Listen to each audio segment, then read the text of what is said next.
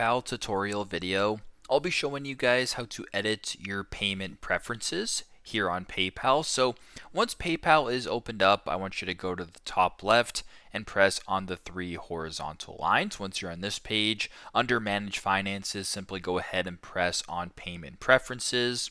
Then once you're on this page right here, you can go ahead and select your preferred payment method when you are paying online. So we'll use this when you shop online or send money for goods and services. So on here you could have your PayPal balance, you could have your debit card, you could have a gift card, whatever the case may be. You can go ahead and select your example. So if you wanted to do PayPal balance right here, you can go ahead and do that and go ahead and press OK. And now your PayPal balance, if you go ahead and press Save Preferences at the bottom, is now saved as your payment preference. So very simple, very straightforward. That is how to edit your payment preferences here on PayPal.